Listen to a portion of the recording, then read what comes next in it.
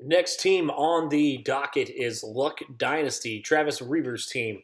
You kept Andrew Luck as your keeper, so right there that should deserve an F because he's a guy that's not going to play a couple games, shouldn't have been drafted anywhere before the seventh round, and he's your keeper. I get it. You're going to keep him forever. Super. Yeah, it's terrible. Bad idea. Just shouldn't have did it. Not a good decision. So now you're starting Tyrod Taylor week one as quarterback because your keeper is injured. Injured. Oh, by the way, Tyrod Taylor's not going to play this week due to concussion, so you might want to go to the waiver wire and figure out who's going to play quarterback for you because you can't seem to pick him very good right now. Todd Gurley, I think he's going to have a bounce back year, but you really just don't know. You hope for the best, but that team could be bad. Week one, they're probably going to look really, really strong with the running. That's because they play the Colts, and the Colts suck at run defense. So hold on to Todd Gurley. Maybe trade him after week one when he has a stellar 125 yards, 2-touchdown game. Then you got Frank Gore. He is old, but he's consistent. He finished 13th overall running back last year. So really, he's probably going to be Mr. Consistency for this team. And you got Demaryius Thomas and Brandon Marshall and Jeremy Maclin at your wide receivers. This is a stellar wide receiver core 5 years ago. Just phenomenal, really. You'd be just so happy to have it. Demaryius Thomas, still Mr. Consistency. Not the best QB in town, but they did just sign Brock Osweiler, so watch out for that.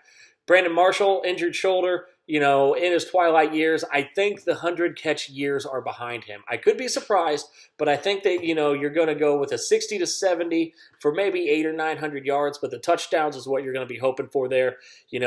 ODB catches some touchdowns, not a ton. They need a big body target, but Evan Ingram, that tight end, could take some of those away, so we'll have to see how Mr. Marshall does with Eli Manning.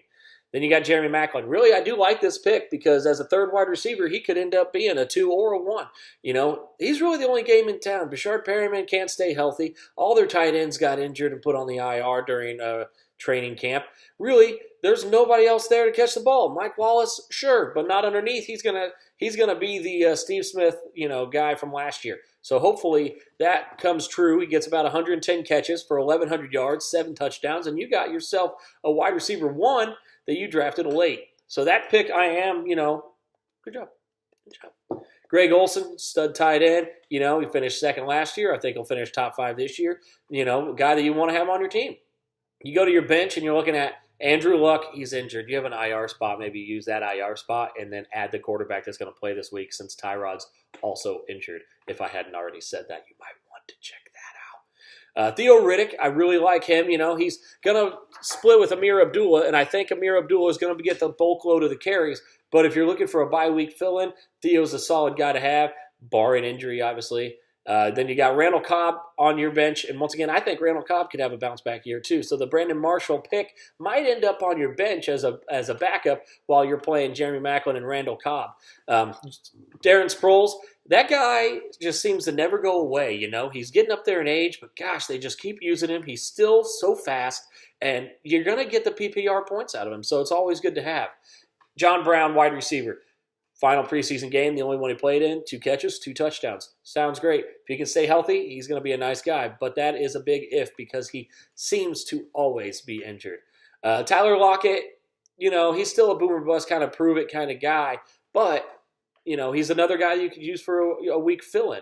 And you got Marlon Mack on your bench. So as far as running backs, I think you're okay with Sproles and Theo Riddick. They are kind of, the PPR edge, but that gives you more value in this league because we are a PPR. But Marlon Mack, with the Colts just picking up Matt Jones off the waivers, he might just be a stash, throw away this year. Maybe he'll become valuable in a couple of years. Maybe not. We'll have to figure that out. But once again, the team overall, your pieces could come together nicely. And you could lose the first 4 games or so, every game that Andrew Luck misses, and then go on a tear with your wide receivers. Could have a nice bounce, and Todd Gurley and Frank Gore could be consistent enough for you. However, with your keeper as Andrew Luck, an injured quarterback in a league where, fantasy league that is, that you can draft quarterbacks pretty late and be okay with it. For instance, I drafted, Tom Brady in the 3rd round way too early. I realize that now, and it hurt my team. So your team is getting a C-. By the way, pick up a quarterback. You're going to need one week 1.